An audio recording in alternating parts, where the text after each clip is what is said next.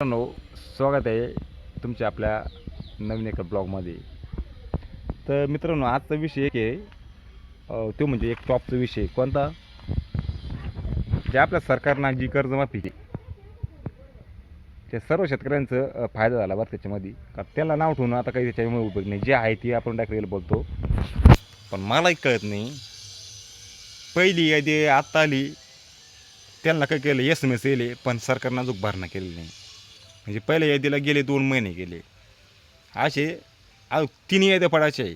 आणि त्या 3 याद्याला कमीत कमी 8 महिने तरी लागणार आहे, 8-9 महिने. आज सरकारची काय अशी एवढी तारमळ चालू आहे का जेणेकरून एवढं टप्प्याटप्प्यामध्ये याद्या घोरायला एवढी प्रोसिजर स्लो चालू आहे. आणि ज्या लोकांना अडचणी आहे, त्या लोकांनी कर्ज घ्यायची कधी, हा एक प्रश्न प्रत्येक लोकांच्या मनामध्ये पडेल आहे. आज सरकारनं वन टाईम रक्कम भरून वन टाईम शेतकरी त्या कर्जाच्या याच्यातून मोकळ केले पाहिजे, पण तसं काही आपल्याला दिसत नाही. या उलट ज्या याद्या आल्या त्या याद्यामध्ये प्रत्येकामध्ये 200-300 असे पात्र शेतकरी त्याच्यामध्ये बसले, त्याबद्दल काही विषय नाही. पण सरकारचा मला एक म्हणायचं, एवढा महसूल, एवढा टॅक्स, एवढी महागाई वाढली, नफा म्हणजे सरकार जास्तची आपल्याला पण माहिती.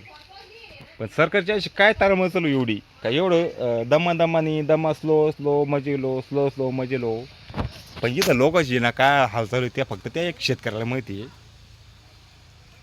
आणि असं करून सरकार फार वर्षभर घालीन बा, असं वाटतं मला. कारण सरकार ज्या स्पीडमध्ये चाललं पाहिजे त्या स्पीडमध्ये काय आपल्याला चालताना दिसना, एकदम दमानी.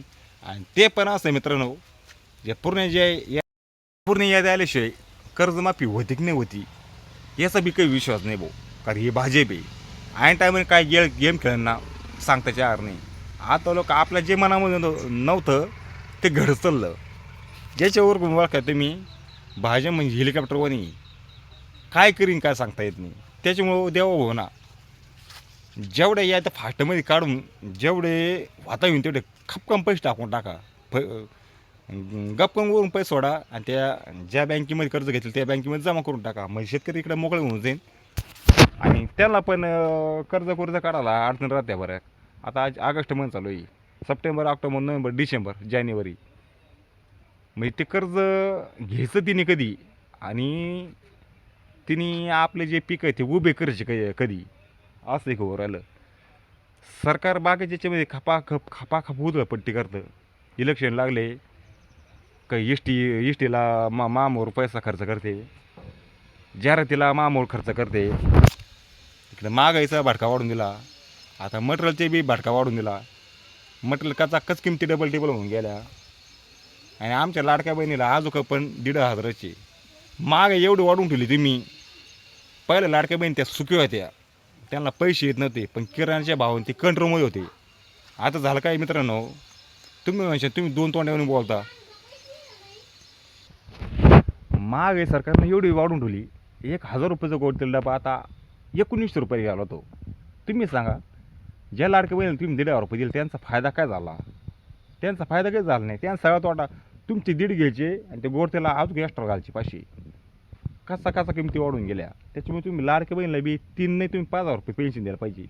आणि जो शेतकरी जो जगाचा पोशिंदा आहे, त्या अशा शेतकऱ्याला 50, 55 किंवा 60 वय झालं त्याला 5,000 रुपये किमान पेन्शन द्यायला पाहिजे. कारण विषय काय, तुम्ही 5,000 देऊ शकत नाही हे आम्हाला पण माहिती. पण तुम्ही माग एवढं वाढली, त्याच्या हे जे तुमच्या स्कीमाचे पैसे येते ना, याच्यामध्ये काहीच वाकडं होत नाही. कारण की त्याचे पैसेच मुळात काही जर घ्यायचं म्हणलं, तुमचे जे पैसे येते 2,000 रुपये नमोचे, 2,000 रुपये PM चे, हा काहीच कामाचा नाही. येणे महागाईमध्ये एक मटेरियलची कोणीसुद्धा येऊ शकत. तुम्ही होता होईन तेवढा व्हिडिओ शेअर करा आणि ज्या कर्जमाफी येत आहे त्या आधीमध्ये त्याच्या खात्यावर रक्कम जमा करा. शेतकऱ्याला बी कर्ज काढायला एक त्याचा मार्ग मोकळा होऊन जाईल.